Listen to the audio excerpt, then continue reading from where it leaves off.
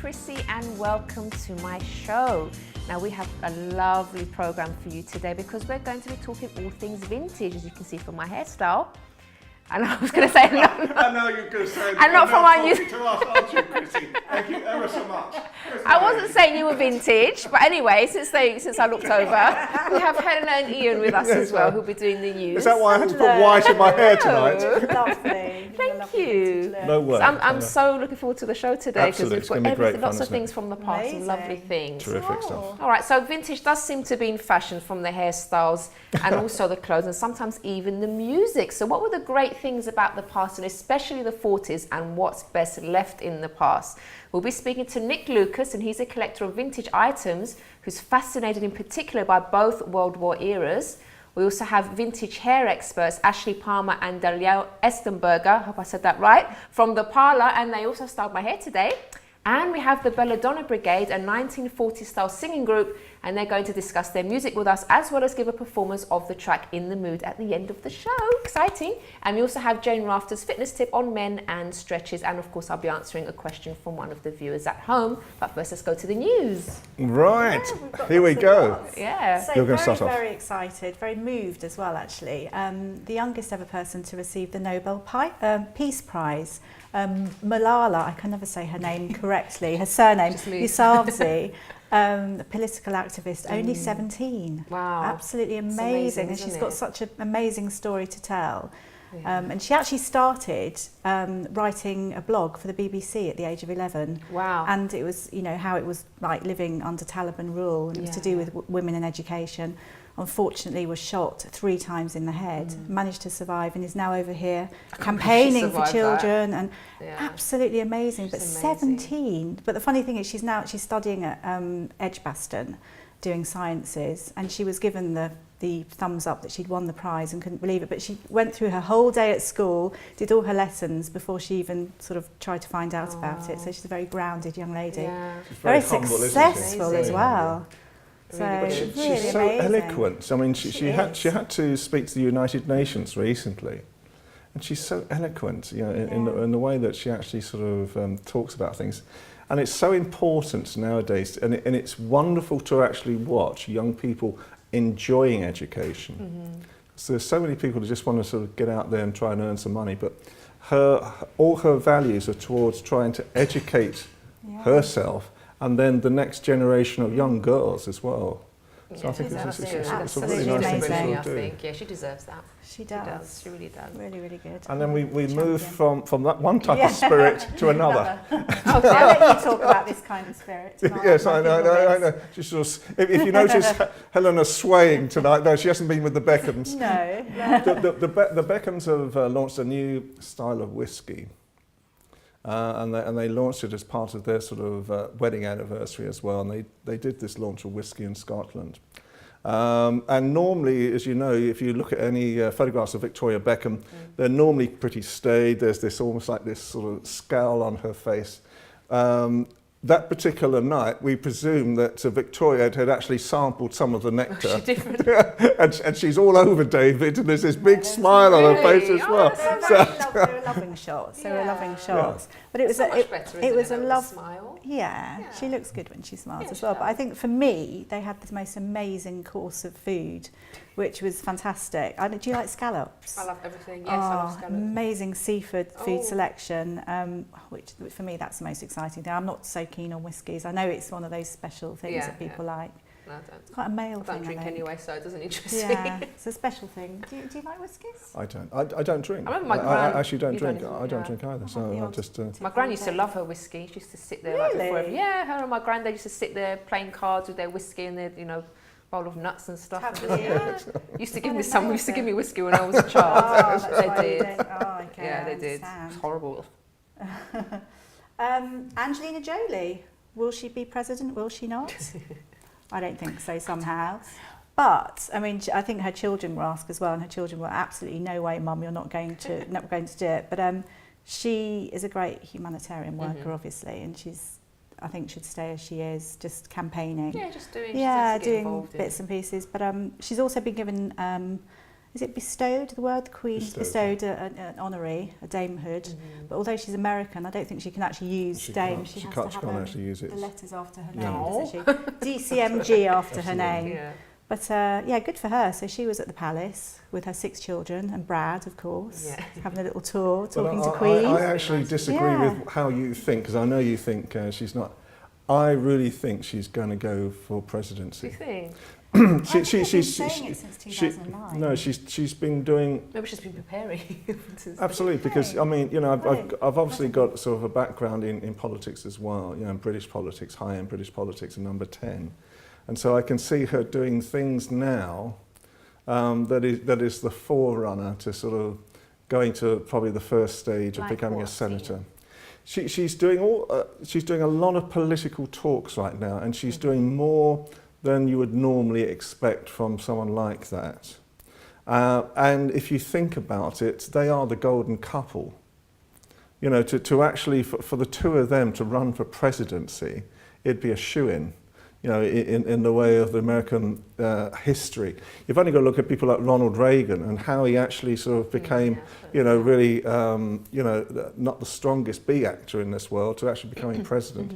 And there was a series of steps, and I can actually see with Angela Jolie her doing very, very similar steps. And of course, you know, I mean, how do you quantify doing too much? Because she's really passionate about her. She's passionate, but I think it's coming out more and more. You know, this maybe stuff. I don't want to. You know, I don't want it. But anyway, we agree to disagree on that one. We disagree with lots of things, but hey ho. You can argue on the show again. I love it when they argue. Oh, and a bit of a fun one. Sarah Jessica Parker played the Good Samaritan. I mean, I would do this. I don't really know why it's a Good Samaritan. She found a $3,000 check on the floor in New York. And searched through Google to find out who the person was, and then gave them a check back. I mean, it's nice of her. I mean, why is she going to keep it anyway? But it's just a fun little story. So yeah, found the owner, whoever it was, and gave it back, and yeah, so that's that. And as you know, we love school stories and love stories and marriages and all this type of thing as well. And Gwyneth Paltrow and her former partner, Chris Martin. What now? What's going on? You know, there's a story going to break next week on your show. Breaking news. On Gwyneth Paltrow. Okay. But this week's story on Gwyneth Paltrow is that Chris Martin now has bought a house directly opposite her in Hollywood. So, you know, is it off? Is it on? Is it? They use the word disengaged. I think they need to have some counselling and just get back together. Absolutely, they use the word disengaged. However, you know, the next part of this trilogy on Gwyneth Paltrow next week, we then reveal what is apparently in her future. Oh, but he is seeing Jennifer Lawrence, and I think Gwyneth Paltrow wants to meet her as well. But when you've got two, but the thing is, when you've got two children involved, in a way, as a mother, I mean, I'm not a mother, but you would want to know who the other woman was, because obviously the children will have to be introduced. So it's sort of sensible. I know you don't believe in it, well, I just don't believe anything really that's in the papers lately about them. So. Absolutely. You believe our news though, don't you? I believe your news, but... Thank you. Yeah, you're quite spot on actually, I have to say. I do believe their news, yeah. Because I know you're not vindictive. Absolutely. No, and you're all not trying to put anyone down. Can I tell my quick, funny royal story tonight? Yes, Ian's got experienced something fun. I don't normally get jokes.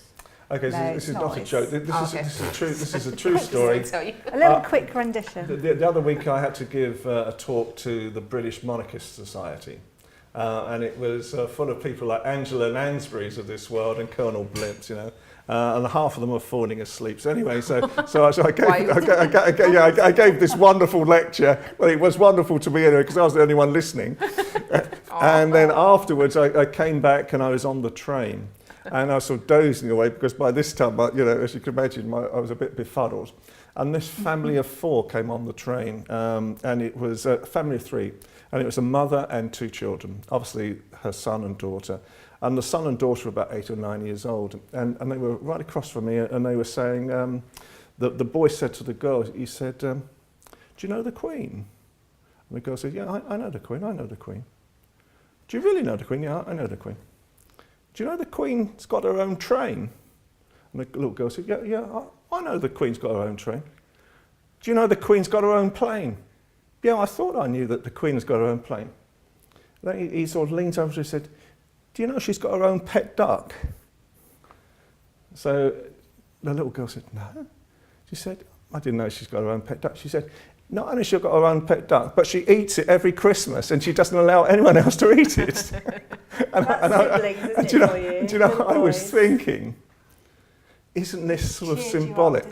It cheered me up, but isn't it symbolic of, you know, the types of stories that are spread about the Queen? Because we were talking recently about how China has been told that Charles and Camilla are divorcing.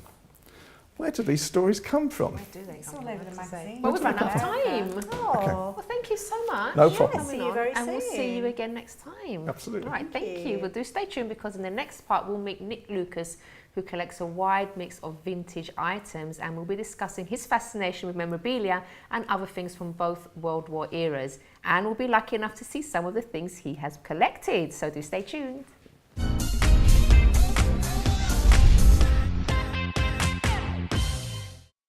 Don't forget to subscribe to the Chrissy B Show, always aiming to show you the happier side of life.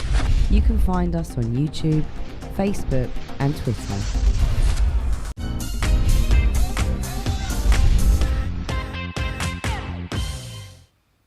Welcome back. Now, before we meet my first guest, let's watch our fitness tip from Jane on men and stretches.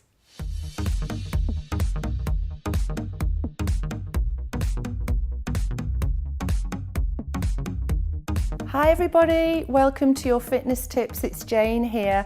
I'm going to talk to the men out there who are watching today. So lots and lots of men that I work with, and I'm sure you guys who are watching, you relate to this. They do sports like cycling, running, football, maybe some golf, and they do very, very, very, very little stretching.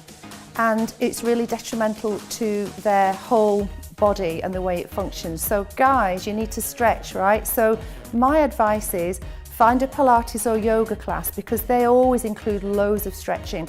Particularly you men out there, it's the hamstrings, the back of the thigh, around the hips and around the lower back. So I'm sure there's lots of you nodding out there saying, yep, that's where I'm tight, because what a lot of men do is either don't stretch at all or do a little 5-second stretch after they run. That's it, and they're done. So you need to stretch. You need to have some significant time to stretch, particularly after you've done your cycle or your run. You need to stretch your calves, your hamstrings. You can get knee problems, hip problems, back problems. You can get problems in your Achilles tendon. So stretch, and don't think yoga and Pilates is an easy option, because it certainly isn't. And you know, if you find a class is too easy, go and find another one, because most of them aren't easy. And you get some great work in your core while you're there.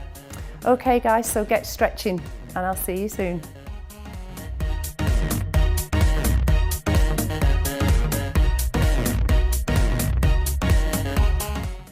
Thank you very much, Jane. And now we're joined by Nick Lucas. Hello, Nick. Hi. How are Hi, you? Chrissy. Fine. It's so good to have you here, because I'm really fascinated by everything that you've brought along. So you collect things from war times. I'm afraid so, yeah. Where did the Wars. interests come from in the first place? Well, I don't know. I'm glad to say I've never been near the services, apart from the combined cadet force at school. And I think as I've got a yellow streak a mile wide and couldn't hit a cow's backside with a shovel, I think it unlikely that the military would have benefited from my attentions. So you're just sort of satisfied with collecting things from that Yes, time? and before you ask, no, I don't wear them. You don't wear them? No, Oh, no. okay. All right, so can you take us through some of the stuff that you've got here? Yes, Obviously, we've got quite a certainly. few things. I don't know if we'll have time for everything. Well, just a selection of everything, because I live with all this lot at home, you see, it's Where spread do you about. store it all? It's all around me. Yes, I have 5 shop dummies. I'm very sad. Oh. That's my uncle's hat. He was in the Royal Fusiliers in Iraq during the war. Wow. Came back in 1943. And that's, yes, he was very keen on motor vehicles and whatever, which is why it's heavily stained with motor oil from being under the bonnet of We've cars kept it in and quite lorries. good condition. It's not bad. Yeah, yeah. that's really good. Okay, what else do we have here? And this is the sort of stuff you might have carried if you were a non-commissioned officer going into battle, or at any rate, because what interests me, you see, is what people said, did and sang. I'm not really interested in all this, you know, strategy and people running about waving guns. You know, I prefer what the people did and how they lived, and that's much more interesting. So here's a sort of ordinary everyday mug you'd carry into action. You got issued with this stuff, and there's some emergency rations, which are jolly. Let's see this one. This one's really interesting. Yes, I wouldn't now, what's in recommend, here? Well, it's Bovril, I think, basically. Yes, I wouldn't recommend doing it. And from June 1942, so it's a bit past its Is it tempting to open? No. No, okay. No, I won't do it, but I'm It'll just be rather horrid. And here, if you have to wear a gas mask, you'll need your spectacles. So these are prescription lenses, but they've got floppy sides, so you can wear them under your gas mask. Shall I try to put them on? Yeah, by all means, yes, try them. I won't put them behind my ears, probably get them caught in my hair. Yeah. How do I look? Yeah. You look lovely, my dear. Thank you. And here is some soap. Lifebuoy, that's going to knock you sideways. Yeah, this really smells of disinfectant. It's quite a strong Yes, smell, no but get trouble. you clean. You see that? Absolutely. And if you want to write home, have some field service notepaper. I found this some was rather jolly because it's still got envelopes and... It's amazing how everything is in such good condition. I know. Still things, usable. Yes. Look at that. Things Bit survive. yellow, but it's like... But I went right. I love your laugh. Somebody said I was a cross between Sid James. Exactly, that's what I was just thinking. Yeah. If you get wounded, you need your first field dressing. But that's 1940, so a lot of this is best before, obviously. Wow. Bandage. Yes. And here's some ration chop. Oh, this is my favourite. Just a second. Let me just hold this one up. Of course, because it's chocolate. Yes. Aging a bit. Yeah, it's kind of crumbling a little bit, but it smells like chocolate. Yes. It hasn't yeah. Well, Look at that. last. Cadbury's. And in order to keep the world This ticking over... chocolate is an excellent food, and its recipe has been adopted to make the best possible use of ingredients under wartime conditions. Wow. Absolutely, yes, they're very short. Who knows, they might have been using dried eggs, and there we have a tin of them. See, I'd never heard of dried eggs before. Oh, I believe you can find them on the interweb. Can you imagine anything more nauseating? Yeah, I don't think it's me. And let's not open that, because I think it would be... It's so tempting. I We know. had the tin opener. It'd be a knockout, I think. Smell of sulphur. 12 or eggs in something. here, it says. There's 12 eggs in here. All Followed nicely by a powdered. pouring wind, I think. And then here's some fags. I know this is totally unacceptable, but there's a book of V matches, V for victory, of course. Wow. And a packet of fags, which came from somebody who actually left them, you know, there. So, oh, and even a hanky. And this one's clean. He assures me it's clean. Yes, oh yes. Okay, Might I have a let's take a go? look. Should have given it to Ian before, yes. because he... That makes it realistic it's now. lovely. And lastly, Wow. I think a tin of dubbin. Oh, there's your mess tins and plate for hoovering stuff. Let's have a look. So what's this for? That's putting your boots on. You don't Dubbin. you don't polish them up when going into action. You want them soft and flexible, and of course, you don't want any shiny surfaces. Right. So they have to be matte so you don't show. My particular... Have you tried to open this? No. I think I'll probably leave as it is, Okay, you know. I'll open it. And the last I'm thing... like a naughty little school kid, aren't I? I know, Wanting but to open everything. Why not? Why not? And last but not least of this lot, going into action in Normandy, which is the particular period I'm interested in, 1944, here's a useful book provided by the Canadian Army of Nazi Party glossary in English-German. So if you need to know things like to bash oneself about, it's sich herumschlagen. That's good, that? isn't it? Yeah. Sich herumschlagen. Popular, yes. Prices are stiff. Gesalzene Preise. Wow. Gosh. There you go. This all real stuff, people. Yeah. How long did it take you to collect all these things? Well, I started collecting in 1970, but people have been very sweet over the years. People have given me things, and things sort of come my way. But do you go out searching for things as well? Yes, yes. Never a day when I'm not hoping. But I don't do eBay because I don't know how to operate computers. They alarm me. So not I that go to scary, military affairs. Oh no, they're awful things. Dreadful. I avoid them at all costs. And so this has taken me about 12 years to put together, but it's a selection of odds and ends you Should we might try and have. hold that up? Yeah, there Okay, we are. let's have a look. Sort Can of we get a close-up stuff. of that? Sort of stuff the average British soldier would carry in his bag. So what do we have here? We've got Well, the toothbrush, Yes, comb. comb. That's nerve tonic. I think that's additional. Shaving cream, shaving brush. That's from 1945, as is this one. Purists would say, oh, it's a bit late. So they put their fork and knife and spoon. fork in there as well? Yeah, oh That's yes. strange. And Spare shoelaces. Yes, spare laces. And possibly quite nice. It's a wartime regulation government tin plate. Tin of... Boot polish. polish, Now this yes. one's quite interesting. Oh, yes. Tooth powder for white teeth because you want your teeth very white Absolutely. when you're at war. Yeah, look at my yellow Yeah. tombstones. I might try it. There you go. And that little bag there contains Oh, I what's can't put it called back in now, sorry. Don't worry. The soldier's housewife, or hussive, which contains a needle and thread and a piece of material. So and, handy. all things for darning and that Wow. sort of thing. So I must Okay. say, it keeps me out the pub. It does, doesn't it? It looks like it. And tell us about the coats quickly Ah, before yes. you go. Very quickly, yes. This is the pride of my collection Let's have a because I like both world wars. And this is a utility pattern jacket. Mm-hmm. The British clothing people could not make enough jackets in the First War style, which you've probably seen on the telly and certainly in the Imperial War Museum, in large enough quantities after the initial 100,000 joined in 1914, so they did a cheap version. And this one's from 1915, and this one is the sort of jacket that would have been worn by the great and good on the Somme, the Battle of the Somme, July the 1st, 1916. Okay, wonderful. So if you're looking at photographs of great-grandparents and so on, Yep. they might very well be wearing.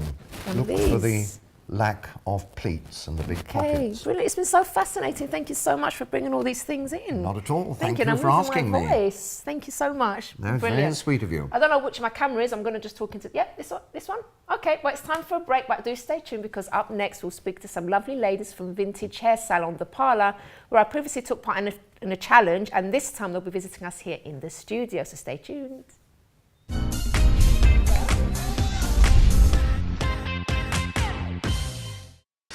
Don't forget to subscribe to the Chrissy B Show, always aiming to show you the happier side of life. You can find us on YouTube, Facebook and Twitter.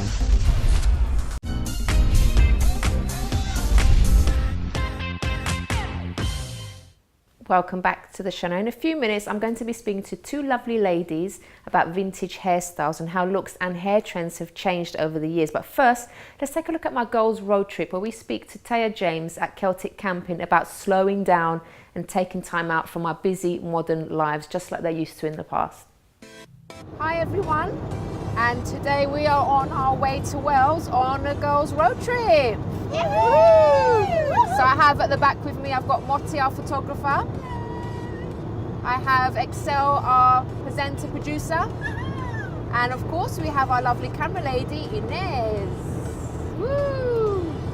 Okay, so we're currently on the M4. We have another maybe 3-hour journey to get to Wales.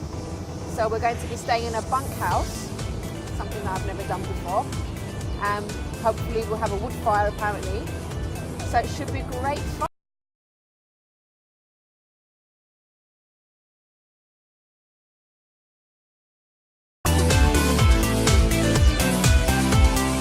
I'm going swimming in the freezing cold.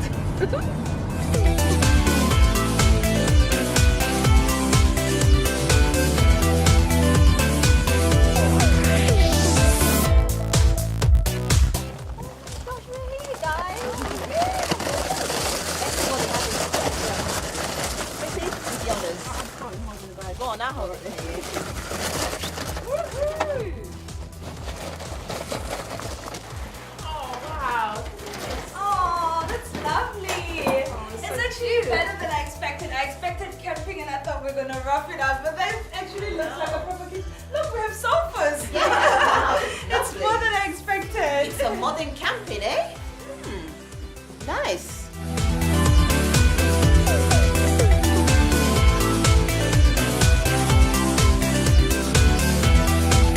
This is actually bolognese that we brought from home, frozen. So we thought ahead. We thought, how can we save ourselves time? Frozen bolognese and just put it on the hob and reheat. Perfect solution. I brought my emergency jar from home with little bits and pieces that you can cut from places like your sugar and your salt and stuff, just in case. But they have salt here, so it's fine.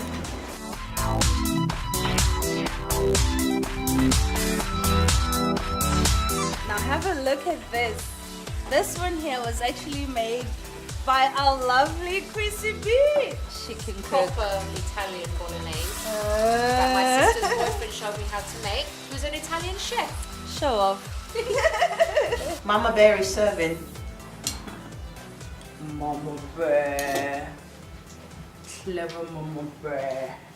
I'm here with Thea James, who is the customer and events liaison here at Celtic Camping. Hello, Thea. How are you? I'm very well, thank you.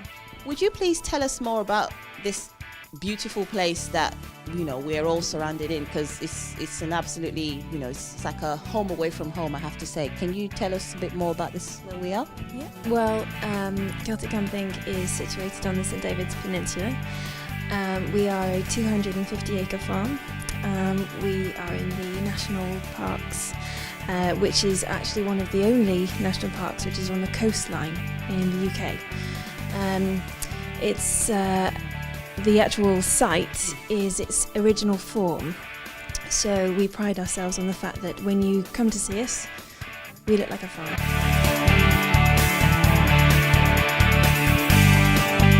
Do you have a lot of city types coming out here then? Because I mean, the whole point of being the city type, if I can say that, is busy schedules, tight, hectic schedules, never have any time to chill. Do you really often get city types, maybe from far cities like probably London and all that, or is it just local residents? We get hundreds and hundreds of people like that. And in fact, when people come in, quite often they'll come into my office. I will book them in and they will be in fast forward. Everything they want to do it as fast as physically possible. And the first thing I have to say to them is, you're on holiday. And calm down. You can start your holiday now. So actually, it's one of the pleasures of what we do, actually, to be able to come here and to just say, relax, look at where you are, look at the space, and it's wonderful.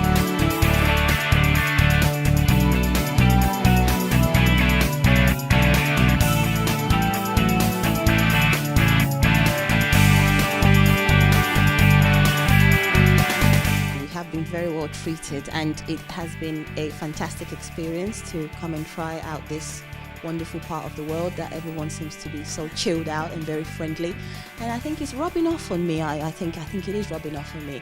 I mean, we have a lovely fire here today. It's just keeping the place lovely and warm, and I think I don't know, just the season for chestnuts or marshmallows. Do you have any marshmallows to throw for me to throw in the fire, or does that have to be open camping? I have got some in my fridge which I'll give to you. Thank you very, very much, Thea. It has been a pleasure, absolute pleasure to have this conversation with you, and thank you very much, because we're having a swell time.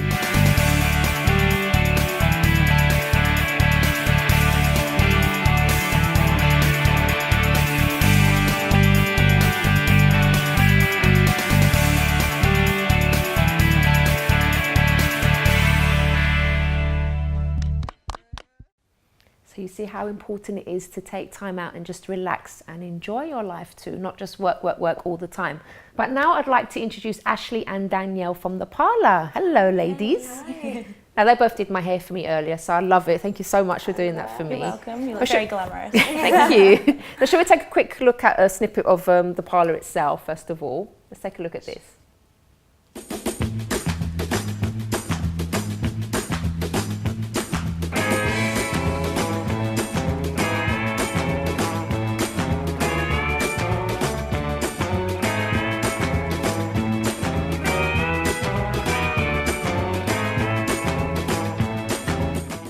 So girls, I really enjoyed my visit to the Parlour and doing that hair challenge that we did. But how did you both get into vintage hairstyles? Because it's quite an unusual thing. Ashley, should we start with you? Well, I actually come from a family of hairdressers, and so my mum's a hairdresser, my aunt's a hairdresser, my grandmother's a hairdresser. Yeah. So I grew up watching them and being amazed at all the like styles that they could do, especially my grandmother. Right. Or the like vintage styling in particular, and wanting to know how to do it. So I just. But do you actually do a lot of vintage styles on yourselves, like? We do a bit, yeah. It's not so easy all the time to do the big styles by yourself, but definitely. Yeah. And Daniel, what about you? How did you get interested in vintage stuff? I just fell into it, really. No sort of previous experience or anything like that. I had a girlfriend who was also really into it, so we sort of worked together and always did styles and learnt reading books and all that sort of thing that way. So tell us a bit about the Parlour itself as well. I know we've featured it on the show before, but just for the viewers that haven't seen it before, can you tell us about it? It's just basically sort of your friendly neighbourhood salon, sort of a boutique-y kind of salon, and we just want you to feel at home and comfortable with sort of the layout of Grandma's kitchen. So it's really cute and fun atmosphere. It's lovely. Yeah, it's really nice. Now, why do you think people are so interested in like vintage stuff nowadays? Well, there are a lot of like the TV shows like Downton Abbey and Mad Men, and with the Great Gatsby movies out, a lot of those styles and trends are kind of coming back into fashion with those celebrities and with those movies and TV shows. So, what kind of people are coming in though, like into your? Because you do other hairstyles as well, don't you? It's not just vintage stuff that you do. But why do people normally come in? What they're going to parties? What are they doing like when they come to you? A lot of them are going to themed parties or dress up. We get lots of requests from all sorts of eras to you know, characters and things like that. So so you get like what, fancy dress parties and things like that. Okay. And what do you like most about working at the Parlour? Because I was speaking to you both earlier when we were getting ready, and it sounds like a really nice sort of atmosphere and a place to work. What is it that you little family? So it's really we just like working there. And fun and lots of cake and cocktails. So that's just us. Okay, and you've actually been in the local paper before, haven't you? Or national paper? We've been in Time Out and a few other magazines like Vintage Life and things like that. So it's getting quite exciting. And we just came runners-up for the London Lifestyle Awards as well. Oh, brilliant. So very excited about that. Okay, that's excellent. We also did an article for Top Hair, which is a German magazine, did a story on us on the weekend. So it's also very exciting. Girls, can you talk us through a few of the hairstyles that may be the most common ones that you do? Yeah, okay, so a lot of the vintage styling that we do a lot of victory rolls, which is like this one here, and if you look through the back, put it all up in the victory roll for the V. Okay. We also do lots of pin curling, which again, if you turn to this side, you can see a lovely pin curl there. And the Marcel waves, which it's hard to see, but you kind of push the waves into not kind of S-bend curl. Yeah. Okay. What's the most popular, would you say? Probably the Marcel waves and the victory rolls. Very popular. Okay. Yeah. And is there like a style that you'd say is really difficult to do that maybe you don't get asked to do often? Really, they're all got those sort of difficulties depending on the hair type and you know so on. So the Marcel waves, there's a particular way to do it. We've got to set the hair and brush it out properly, so that takes a bit of time. Okay, and how long do these styles take in average? Is it all the same as a normal style? We normally allow sort of 45 to an hour. Okay. Yeah, for each style. Brilliant. Okay, girls, thank you so much for coming and telling us about the hairstyles. And thank you, and all the best for the Parlour in the future. Thank you. Well, do stay tuned, because after the break, we'll talk to the Belladonna Brigade, a music group who bring the 40s to modern day.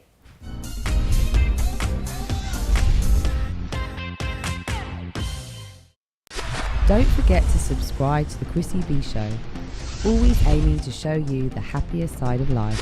You can find us on YouTube, Facebook and Twitter.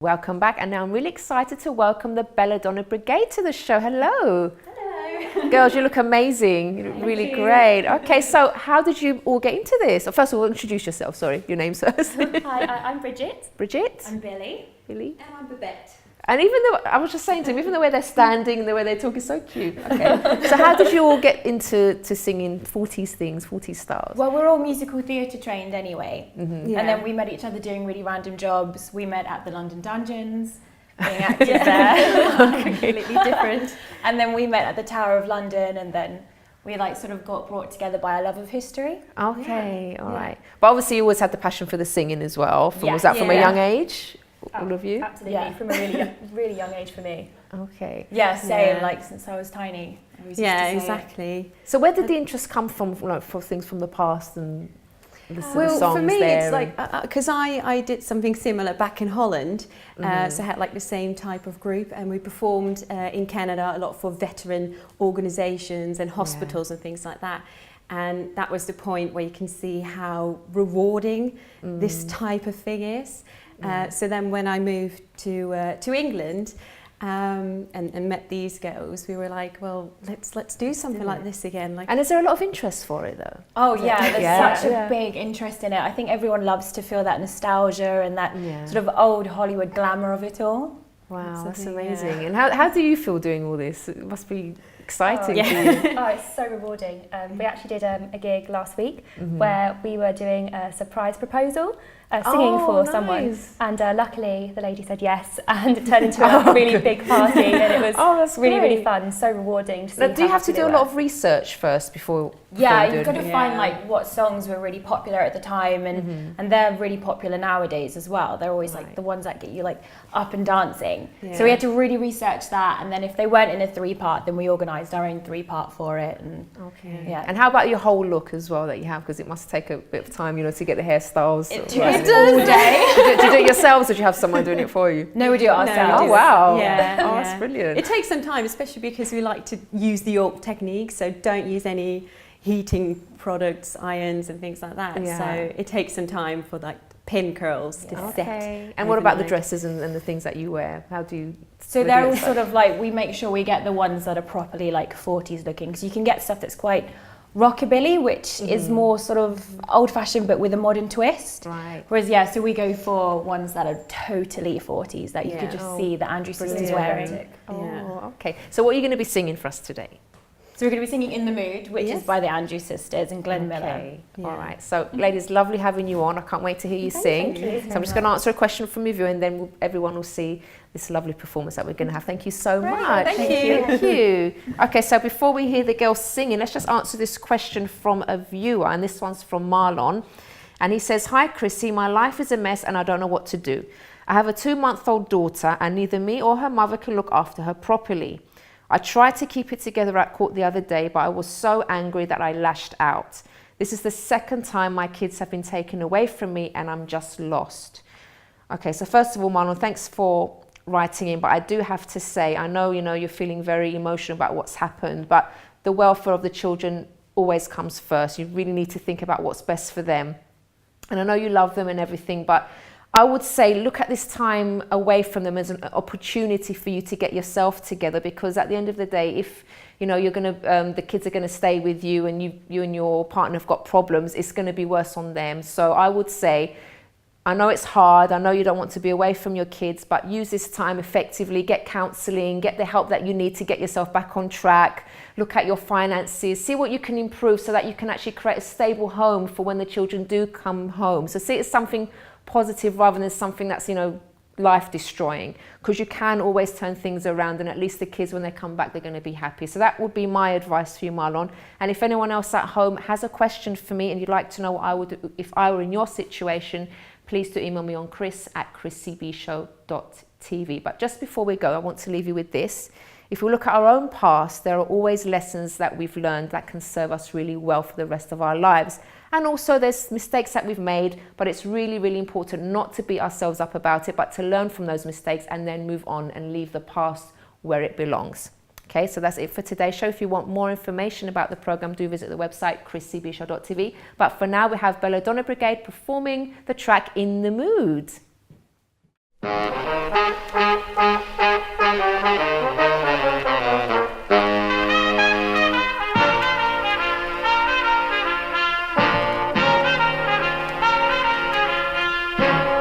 What you callin', what you doing tonight? Hope you're in the mood because I'm feeling just right. How's about a corner with a table for two, where the music's mellow in some gay rendezvous? There's no chance romancing with a blue attitude. You've got to do some dancing to get in the mood. Sister, what you call, and that's a kindly idea. Something swing-a-dilla would be good to my ear. Everybody must agree that dancing has charms. When you have a certain one you love in your arms, stepping out with you will be sweet interlude. I'll build her up and that will put me in the mood. In the mood. That's it, I got it. In the mood. Your ear was spotted. In the mood. Oh, how to hide it. Be alive and get the jive. You got to learn how. Hep, hep, hep. Hep like a heifer. Pep, pep, pep. Hot as a pepper. Step, step, step. Step like a stepper. We're mugging and hugging. We're in the mood now.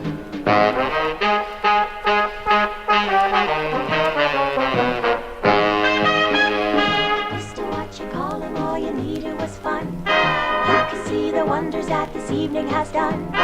Your feet were so heavy till they hardly could move. Now they're light as feathers and you're right in the groove. You were only hungry for some musical food. You're positively, absolutely in the mood. Sister, what you call him, I'm indebted to you. It all goes to show what good appearance can do. Never felt so happy and so really alive. Seems a jam and jumping is a powerful jive. Swingaroo is giving me a new attitude. My heart is full of rhythm and I'm in the mood.